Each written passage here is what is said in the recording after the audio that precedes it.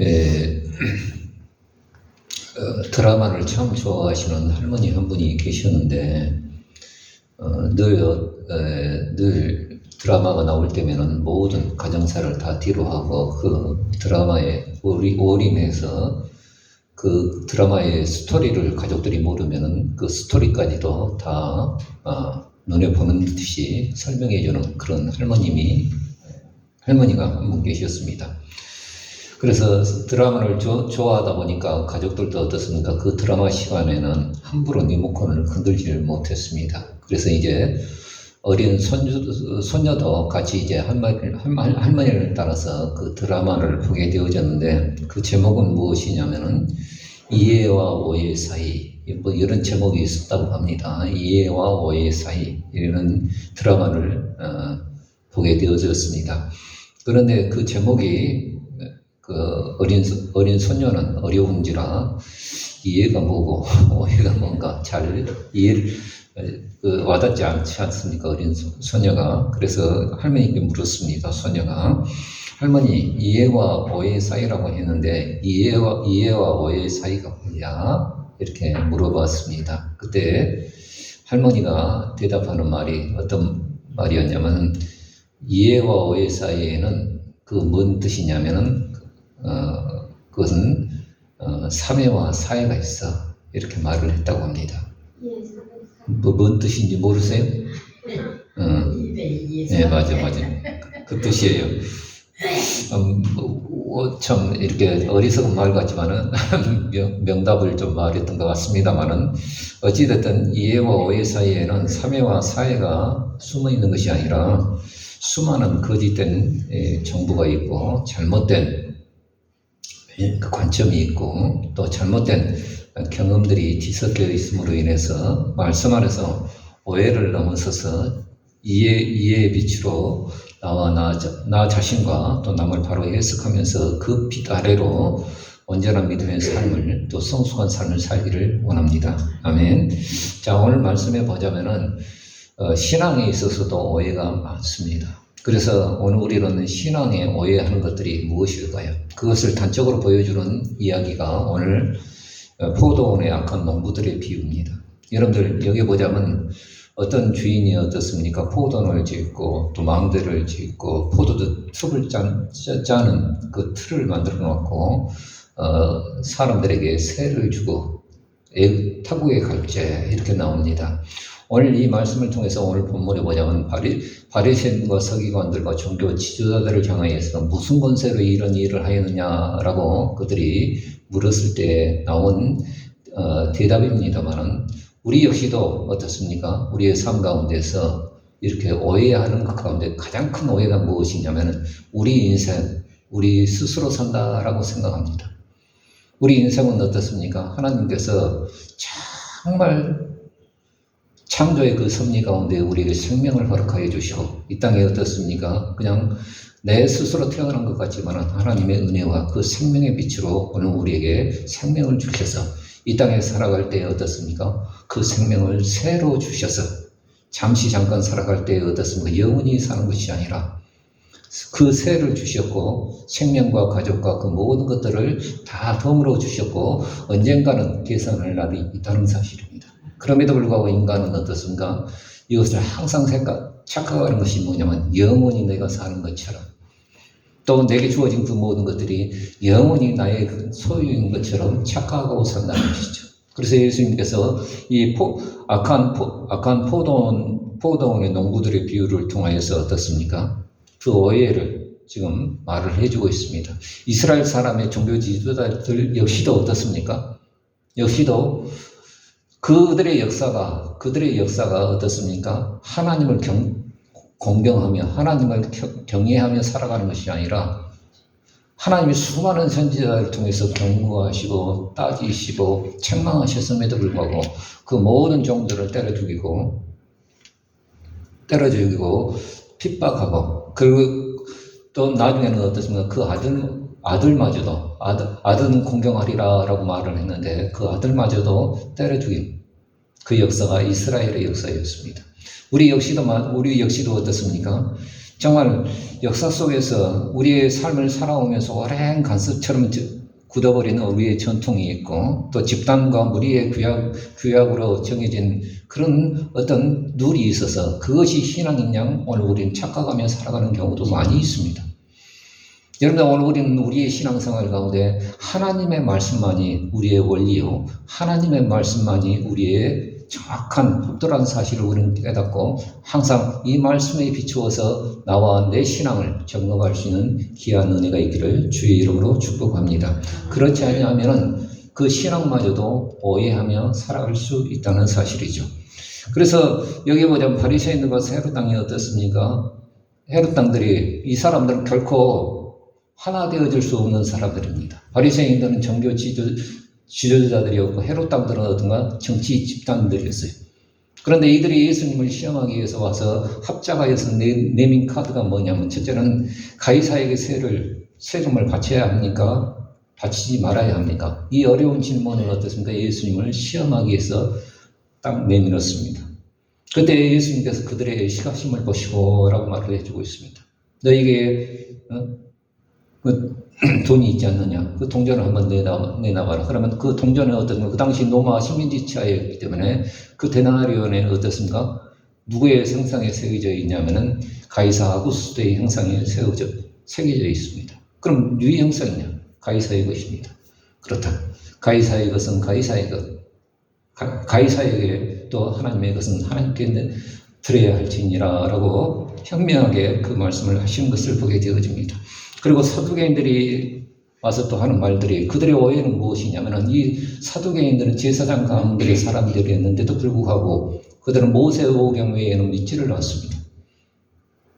그러니까 모세오경을 보면 자세히 봐야 되는데 그 모세오경을 어떤가 훅 훑어보면서 그들이 깨닫고 굳어지는 그 오해가 무엇이냐면 부활이 없다는 거예요. 모세가 어떻습니까? 부활에 대해서 얼마든지 곳곳에 숨겨져서 그 말씀을 증거했음에도 불구하고 부활이 없다는 거예요. 부활이 없다는 거예요. 그래서 사두개인들은 어떤 부활이 없다라고 주장을 하면서 이 시대에 진짜 하나님 앞에 떵떵거리며 부자로 살아가는 것이 그것이 복이다. 이렇게 주장하는 사람들이 사두개인들이었습니다. 그래서 그들이 부활 카드를 내밀면서 하는 말들이 뭐냐? 자, 한 사람이 있는데, 친형제가 있는데, 그 형이 손을 보지 못하고 그 아내를 맞이해서 손을 보지 못하고, 그 다음에 어떻게 됩니까? 유대인에 있어서는, 그 여자들이 제거할 수 있도록 형수치수제라는 것을 만들어 놨습니다. 그래서 둘째가 그 안에 형수를 맞이해서 손을 보지 못하고, 결국에는 손을 보지 못하고 다 죽었나이다. 그러면 이 아내는 누구의 것이 되겠나이까? 라고 하면서 물으면서 어려운 질문을 하는 거예요. 너희가 성경도 하나님의 능력도 알지 못하므로 너희가 오해하였도다. 하나님은 죽은 자의 하나님이 아니다. 모세가 시내산 불꽃 속에 나타나신 그 하나님께서 나타나셔서 모세에게 하신 말씀을 너희가 기억하지 않느냐? 그 하나님께서 뭐라고 하셨더냐? 나는 아브라함의 하나님이요 이삭의 하나님이요 야곱의 하나님이라고 하지 아니했느냐? 그 말은 무엇입니까? 아브라함 모세 때는 아브라함도 죽었고 이삭도 죽었고 야곱도 죽었던 것이 아니라 하나님에게는 어떤가? 하나님에게는 불꽃 가운데 나타난 그 하나님은 어떻습니까? 아브라함도 살아있는 것이고 이삭도 살아있는 것이고 또 어떻습니까? 야곱도 살아있는 그 하나님이라는 것이죠. 그래서 모세에게 나타나신 그 하나님께서 하시는 말씀이 뭐냐면 나는 죽은 자의 하나님이 아니라 산 자의 하나님이다. 우리는 죽은 다음에는 어떤가 그냥 없어져 버리고 끝나버리는 것이 아니라 천사들과 방불하여져서 어떻습니까? 그 부활체로서 우리가 영원히 산다는 사실을 예수님께서 말씀하고 있음을 보게 되어집니다. 그래서 그들은 어떻습니까? 정말 죽으면 끝이라고 하는 그런 신앙의 오해를 가지고 있었습니다만은 예수님께서 다시 풀어내시면서 나는 죽은 자의 하나님이 아니라 산 자의 하나님. 그러므로 오늘 우리는 산 자의 하나님을 믿어 의심치 않기를 주의 이름으로 축복합니다.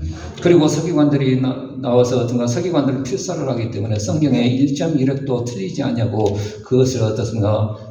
필사해서 늘 필사하기 때문에 또 그걸 통째로 외웠어요.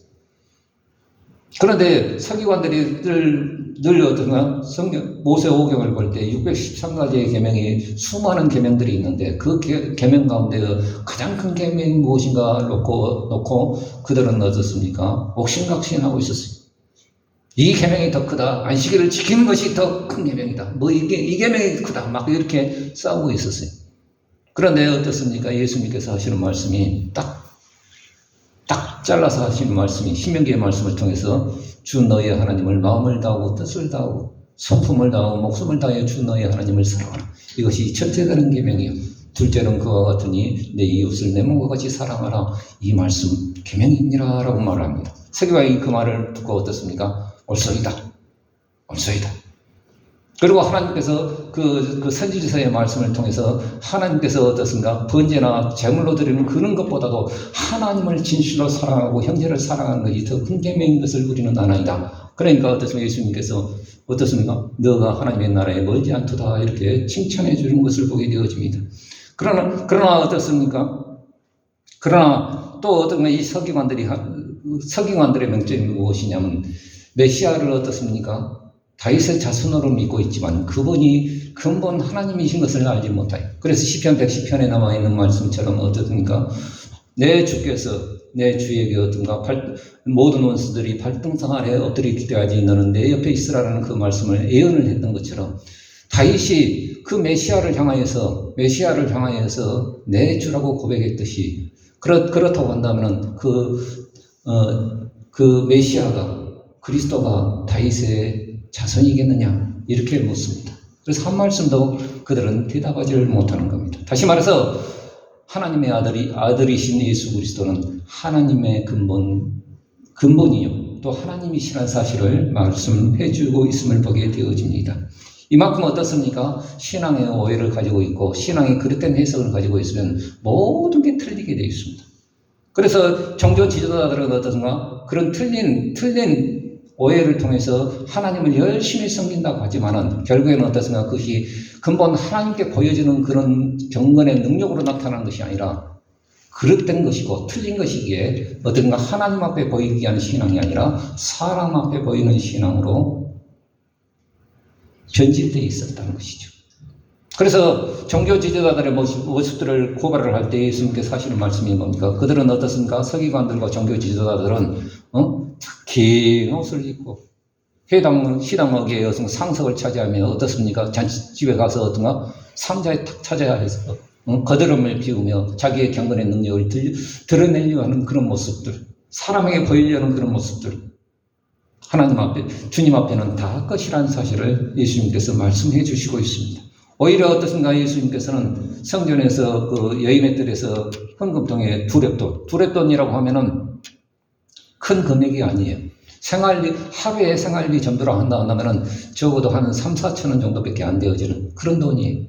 그래서 두렙돈을 집어넣으면서 어떻습니까? 하나님 앞에 생활비 전부를 드리지만 사람 눈에는 어떤가 다 거지 같고 보잘것없고 형편없고 아무런 유익이 없는 그런 사람이라 할지라도 예수님께서는 그 마음 중심을 꿰뚫어 보시면서 저들이 풍부한 중에 드렸던 그 헌금보다도 이 가부가 드린 그 헌금이 하나님 앞에 더 많이 드렸느니라 라고 말씀해 주신 것을 보게 되어집니다. 오늘 우리 역시도 어떻습니까? 우리의 마음 중심을 보시는 그 주님 앞에 오늘 우리는 어떻게 서야 할 것인가? 우리 자신을 생각해야 합니다. 그런데 오늘 우리는 신앙의 오해 가운데 어떻습니까? 사람 앞에 보이려고 하는, 사람 앞에 어떤 존재가 되어야 한다는 이 모습으로 포장되어지는 그런 외식의 모습이 결국 오늘 우리의 본 신앙의 모습은 아니라는 사실을 성경은 말해주고 있습니다.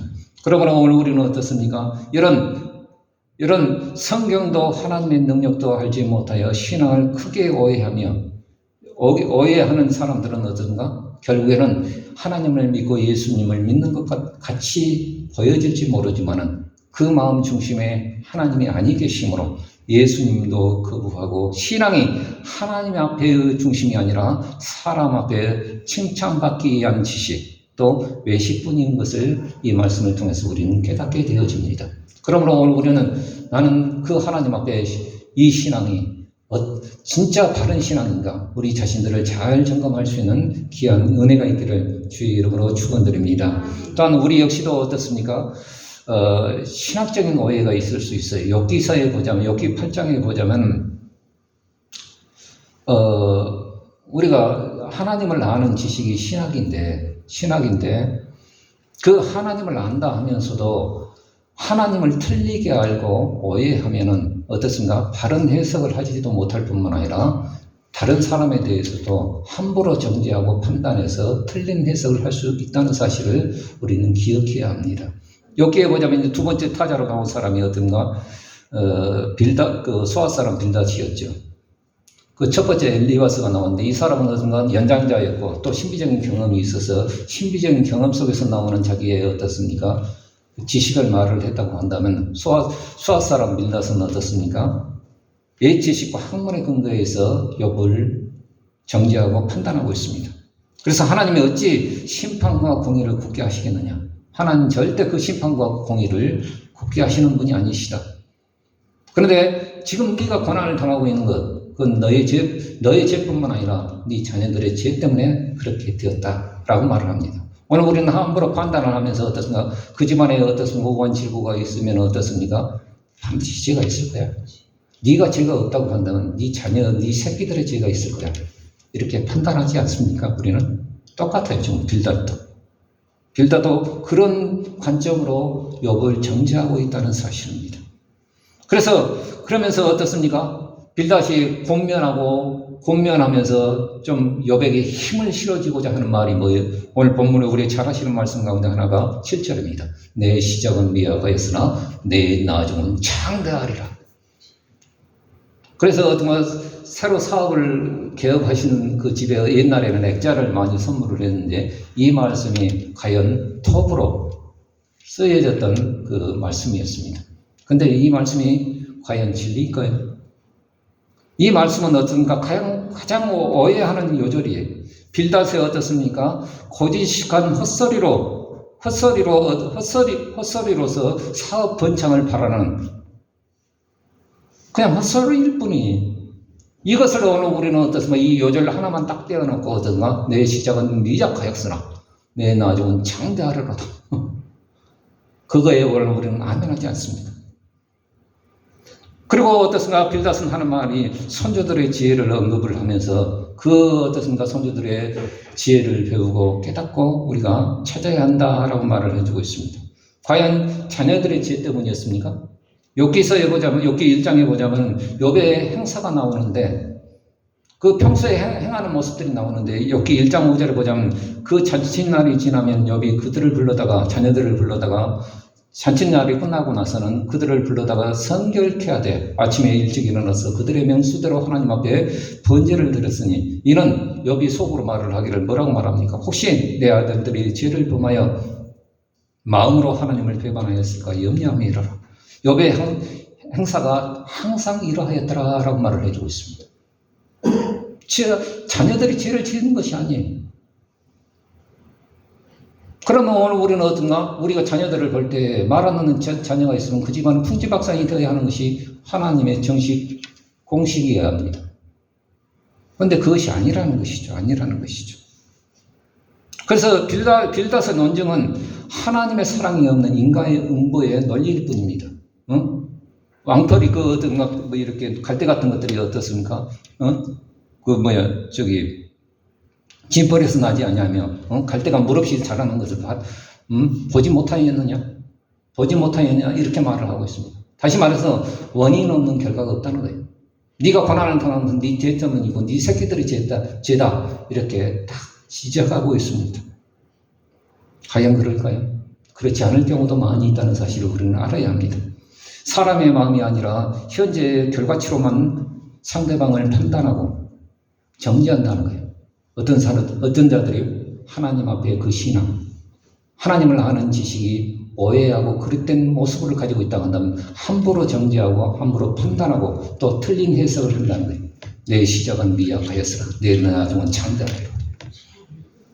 우리가 하나님 앞에 보고 말을 할 때 물질적인 복만 말하는 것이 아닙니다. 영적인 복도 우리 가운데 있다는 사실을 우리는 알아야 합니다. 그러면 이 말씀을 우리는 함부로 사용해서는 안 돼요.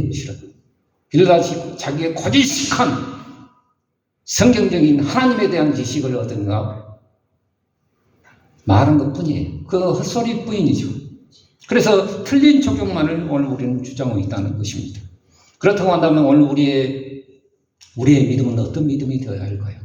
여기 창세기 42장에 보자면 우리의 믿음이라고 하는 것은 항상 어떻습니까? 말뿐인 그런 믿음이 아니라 증명되는 믿음이 되어야 한다는 사실을 창세기 42장은 오늘 우리에게 말해주고 있습니다.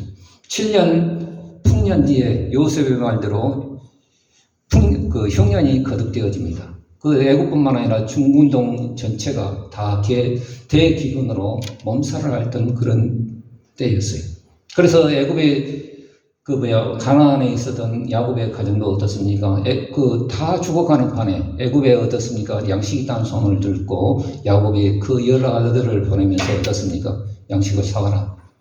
그러면 우리가 죽지 않고 살리라. 라고 말을 해주고 있습니다. 그때도 어떻습니까? 야곱은 베냐민을 놓지를 못하는 거예요. 베냐민이 어린 아들이 아닙니다. 요셉과 나이가 몇 살 터울이 안 되기 때문에 30세가 넘은 장성한 아들이에요. 그럼에도 불구하고 그 베냐민을 놓지 못하는 야곱의 모습입니다. 어찌됐든 어떻습니까? 열라 아들이 애굽에 내려갔을 때에 어떻습니까? 그 총리가 직접 다 하고 어떻습니까? 총리가 손수 어떻습니까? 이방인들을 향해서 곡식매매하는 것을 주관하고 있는 거예요. 왜 그랬을까요? 애굽의 총리이지만 손수 어떻습니까? 그 모든 것을 맡겨둘 수 있음에도 불구하고 손수 곡식매매를 주관하고 있는 그 모습, 전담하고 있는 그 모습은 왜 했을까요? 언젠가는 그 형들이 이 양식을 사러 올 것을 이미 요셉은 알고 있었습니다. 그리고 형들이 와서 딱 어떻습니까? 딱 엎드려서 절을 할 때에 요셉이 어린 시절 하나님께서 자기에게 주셨던 그 꿈을 생각하고 그것을 어떻게 해석할 건가? 자기도 어떻습니까? 이 꿈에 대해서 어떻습니까? 자기 딴에는 나름대로 해석되어진 모습들이 있었어요. 그러나 형들에게는 어떻게 해석되어질 것인가? 이걸 정말 궁금해했는 거예요. 그래서 그 형들을 시험하기 시작합니다. 그래서 너희가 이 땅을 곡식 사러 온 것이 아니라 이 땅을 정탐하기 위해서 온 놈들이야. 분명해. 아니, 우리는 독실한 자 하나 아비의 아들로서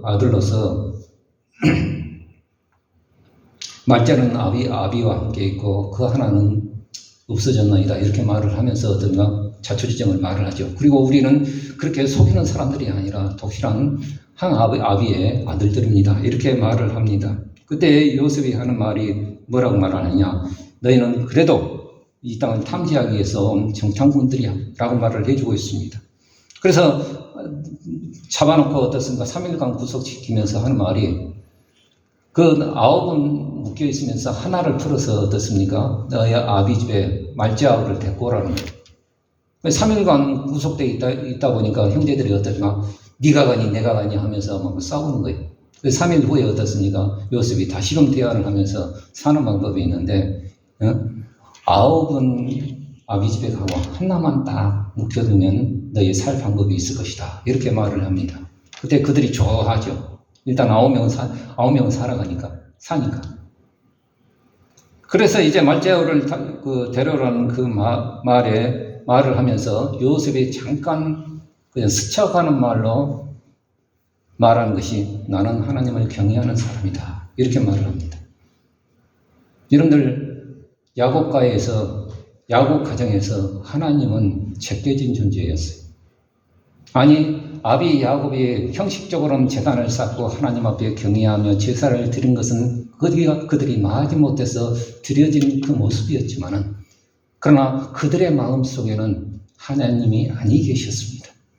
새카맣게 잊혀졌던 그 하나님이 그 이방인의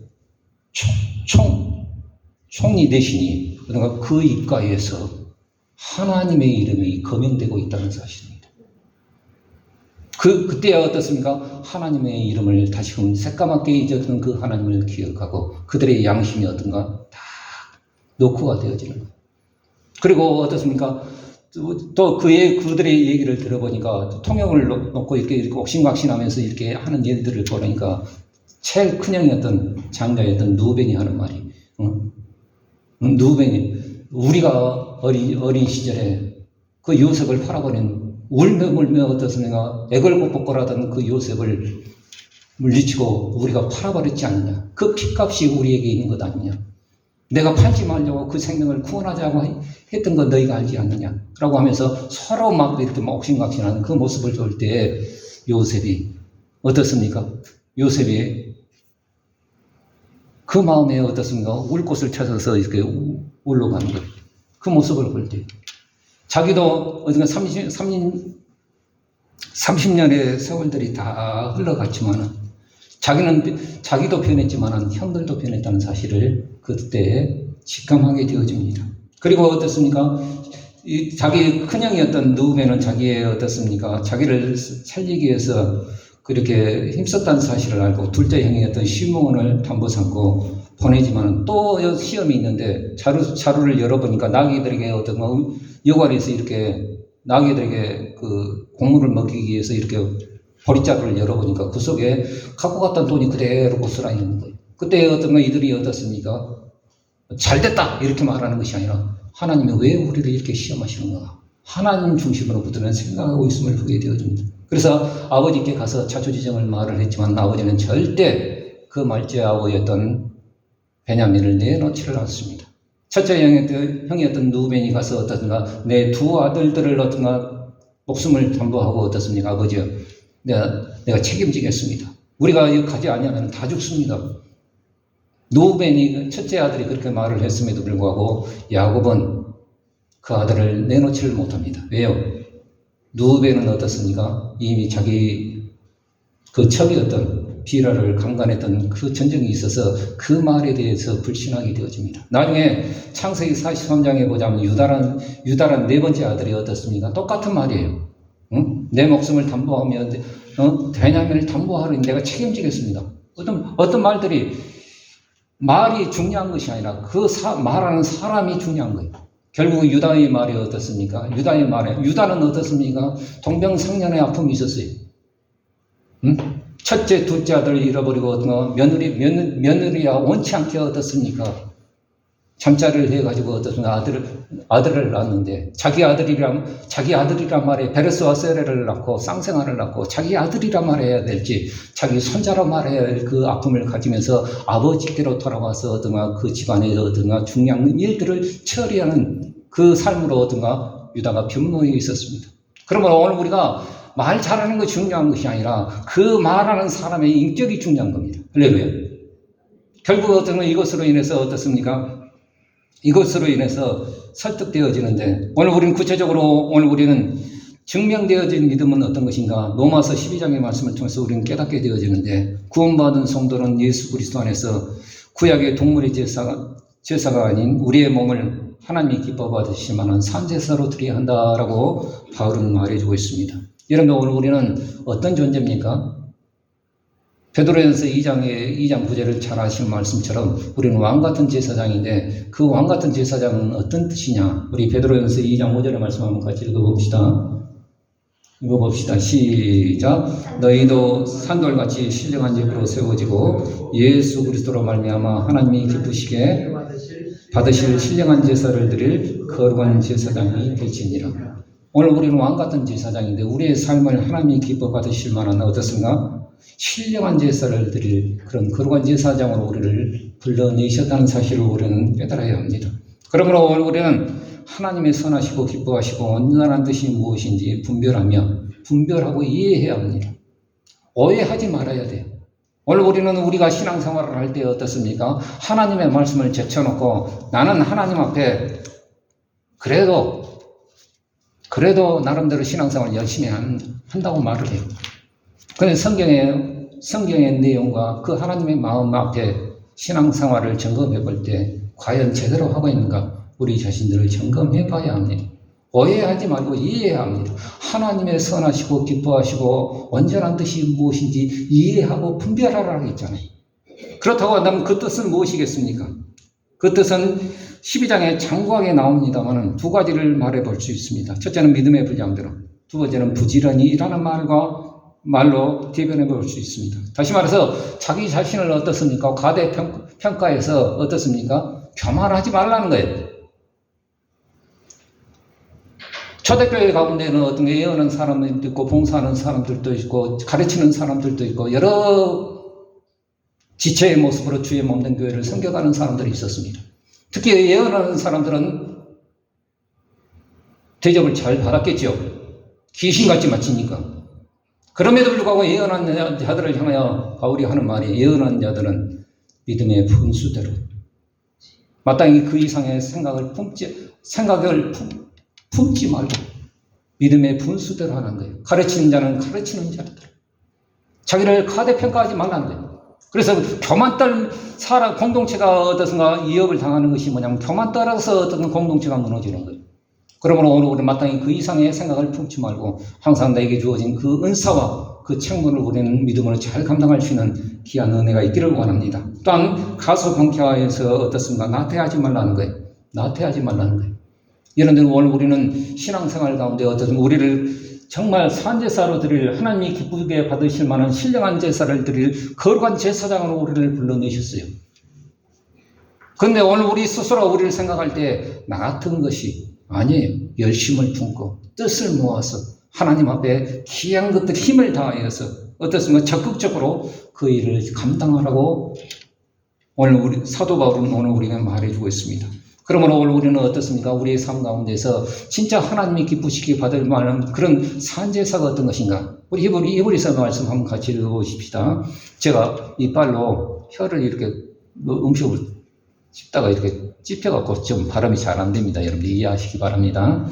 히브리서 13장의 말씀 한번 같이 읽어봅시다. 시작. 오직 선을 행함과 서로 나눠주기를 잊지 말라. 이 같은 제사는 하나님이 기뻐하십니다. 하나님의 선하시고 기뻐하시고 온전한 뜻이 무엇인지. 여러분들 오늘 우리는 하나님 앞에 자기를 가대평가하지도 말고 과소평가하지도 말고 하나님이 기쁘시게 받을 만한 하나님이 기뻐 받으실 만한 그런 제사는 어떤 것인가? 여기 보자면 오직 선을 행함과 서로 나눠주기를 잊지 말라. 이 같은 제사는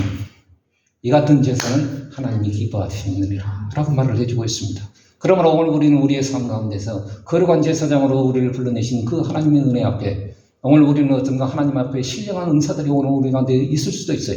그러나 그 은사를 주신 하나님 앞에 나는 겸손하고 또 사람 앞에서도 어떤 겸손해서 믿음의 분수대로만 하면 되는 겁니다. 유튜브 상에 보자면 우크라이나 전쟁과 이스라엘 전쟁을 통해서 어떻게 이스라엘이 종말이 오는 것처럼 막 떠들어대고 막 이 성경 저 성경 맞추어서 어떻습니까? 막 하는데 예수님 오시려고 아직 멀었어요. 저 북녘 땅이 복음화 돼야 되고 그러나 가까운 곳은 사실이에요. 호들갑 떨지 말고 오늘 우리에게 주어진 진짜 내 삶의 예배를 통해서 하나님이 기뻐 받으실 만한 산제사로 드려지는 그 일에 전념할 수 있는 귀한 은혜가 있기를 주의 이름으로 축원드립니다. 그래서 어떻습니까? 결론적으로 말씀을 마치고자 합니다. 신앙의 오해를 넘어서서 어떻게 오늘 우리는 해야 할까요? 자기가 이해한 만큼 그 삶을 우리는 살아갈 수 있습니다. 이해되지도 않은데 이해되는 것처럼 사는 것이 외식입니다. 그러므로 우리 속에 신앙의 오해의 커플들을 우리는 거두어야 합니다. 어리석은 내가 되지 말고 오직 주의 뜻이 무엇인지 오늘 우리는 분별하고 이해하며 살아가는 것이 먼저입니다. 우리 에베소서의 말씀 한번 같이 읽어봅시다. 시작. 에베소서 5장 17절 시작. 그러므로 어리석은 자가 되지 말고 오직 주의 뜻이 무엇인지 이해하라. 그러므로 여러분들 오늘 우리는 잘 분별해 봐야 합니다. 우리가 하나님을 믿노라 하면서도 하나님의 뜻은 하나님의 뜻이고 내 뜻은 이거야. 내 고집대로. 거의 타락입니다. 그러므로 오늘 우리는 어떻습니까? 어리석은 자가 되지 말고 오직 주의 뜻이 무엇인지 한번 분별해 봐야 돼요. 하나님, 과연 이 상황 가운데 주의 뜻은 무엇입니까? 주의 뜻대로 내가 움직여지기를 원합니다.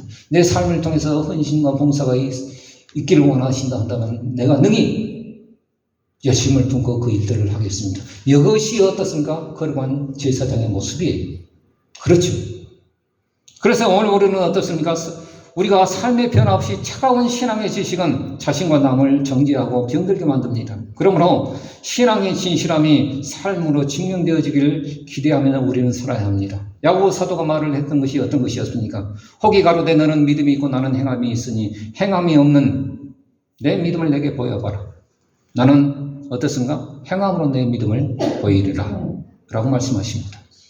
증명되어지지 못한 믿음은, 내 삶을 통해서 증명되어지지 못한 믿음은 그건 오해된 믿음이고 그릇된 믿음이고 바른 믿음이 아니고 살아있는 믿음이 아닙니다. 무섭죠, 이 말씀은. 아주 오직 믿음, 오직 예수. 다 알아요, 다 알아. 그러나 내 삶을 통해서 증명되어지지 않는 믿음은 가짜일 수가 많습니다. 그러므로 오늘 우리는 내 삶을 통해서 내 진실함이 증명되어질 수 있는, 그래서 요셉이 어떻습니까? 그 형들의 삶을 통해서 그 진실함과 그 독실함이 뭔가는 증명되어지길 원했어요. 자기가 20의 현절에 30의 현절에 봤던 그 형들은 대단한 형제들이라 서로를 죽이고 누가 놈네 남네 그런 것 때문에 자기의 생명까지도 어떻습니까? 팔아버리는 그런 미운 형들이었어요. 근데 이 문제를 내면서 어떤가 배다른 형제지만 시몬, 붙잡혀 있는 시몬을 향하여 또 말제 아우 베냐민을 향하여 그들을 담보하고 막 어떻습니까? 서로 사랑하면서 서로를 이해해주는 그 증명되어진 믿음. 그거 이외에 하나님의 축복이 있다는 사실을 요셉은 정확히 알았어요. 그래서 그 믿음이 증명되어지기 위해서 이렇게 자기의 마음에 진짜 우는 것들이 너무 많잖아요. 몇 번 울지 않습니까, 요셉이? 그러나 그것을 자제하고 끝까지 이렇게 하는 것은 그 믿음이, 그 믿음이, 형제들의 그 사랑이 증명되어지길 원해서 이렇게 한 것이었습니다. 우리 역시도 어떻습니까? 우리 역시도 내 믿음의 분량대로 교만하지도 말고 나태하지도 말고 부지런히 주를 섬기면서 형제를 섬기는 삶으로 산제사를 드려지는 진짜 하나님이 원하시는, 하나님이 기뻐 받으실 만한 제사장으로서 그 역할을 잘 감당할 수 있는 귀한 은혜가 있기를 주의 이름으로 축원드립니다. 예배 때만 제사장이 아니에요. 진짜 우리가 제사장의 역할을 하는 것은 무엇입니까? 우리의 삶이에요. 밥 먹고 살아가는 우리의 삶이에요. 부딪히는 우리의 삶이에요. 이것에 제사장의 역할이 필요하다는 것입니다. 그러므로 오늘 우리는 나만 위해서 살아가는 존재, 그런 있으나마나한 존재, 서로를 위해서 관계를 이어줄 수 있는 진짜 하나님의 살아있는 산제사를 드릴 수 있는 귀한 제사장으로서 우리의 삶을 한 주간 살아내길 주의 이름으로 축복합니다. 기도하겠습니다.